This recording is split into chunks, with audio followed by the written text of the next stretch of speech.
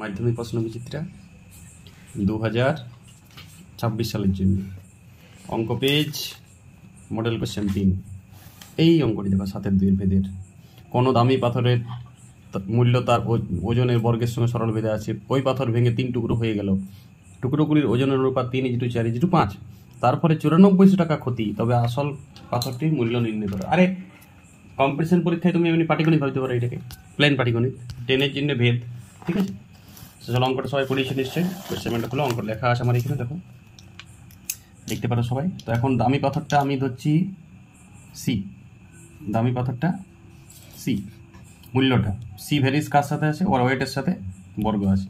তাহলে সি সমান আমি কে ওয়েট স্কোয়ার করতে পারি, এখানে আমি সি কে মূল্য আর এইটাকে ওজন হিসাবে ধরেছি। কে এটা ভেদ ধ্রুবক, কে একটা ভেদ ধ্রুবক।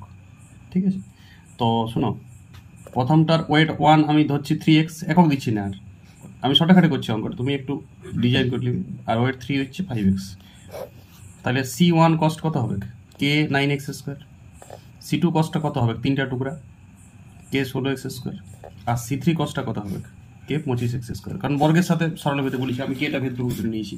আর 3টা টুকরা টোটাল ওয়েটটা কত, total wait W1 W2 W3 যোগ করলে 3x 4x 5x কেজি ধরতে পারো, একক ধরতে পারো, 5 4 9 3 12x। তাহলে সেইটা টোটাল কস্টটা হচ্ছে কত, কে 144x স্কোয়ার। তাহলে বলো এইটার থেকে এই 3টা যোগ করে যদি বিয়োগ করি, সেইটার 9400 টাকা ক্ষতি বলা আছে বই। ঠিক আছে, এটাই তো কস্টটা। তাহলে শর্তানুসারে 144x স্কোয়ার ইন্টু কে বিযুক্ত এই দুটো 3টা যোগ করে 25 25 50 x স্কোয়ার, এটা x স্কোয়ার হবে এটা সব, ইন্টু কে সমান দেওয়া আছে আমার 9400 টাকা, এটা শর্তানুসারে। তাহলে চলো কে x স্কোয়ারের মানটা বাই করলি, তাহলে 144 থেকে 50 বিয়োগ করলে 94, তাহলে 94 ভাগ করলে 100 হবে।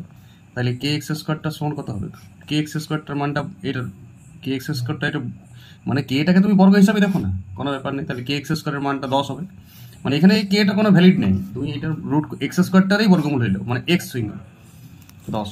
তাহলে বলো এটা কত হচ্ছে আমার, এখানে কে x স্কোয়ারই আছে, এখানে তো 144 কে x স্কোয়ার আছে, কে x স্কোয়ারের মানটা থাকলে কি চলবে, 144 কে x স্কোয়ার আছে, আমি কে x স্কোয়ারের মান বার করলাম। ঠিক আছে, তাহলে মোট মূল্য এইটাই হচ্ছে। তাহলে কে x স্কোয়ারের মানটা পুট করে দাও 100, বর্গমূল করার দরকার নেই, 14400 টাকা। অঙ্ক শেষ। তাহলে আসল পাথরটির মূল্য ছিল 14400 টাকা। অঙ্কটা সবাই ধ্যান দিবে। লাভ ক্ষতির পাটিগণিত ভাবতে পারো এটাকে, ওজনের সাথে একটা অদ্ভুত অঙ্ক। লাভ ক্ষতির যদি পাটিগণিত ভাবো, চাকরি পরীক্ষা করলে তার ভেদ ভাববো না, তখন লাভ ক্ষতির পাটিগণিত ভাববো। এইভাবে তুমি অঙ্কটা ভাবতে পারো। ওকে।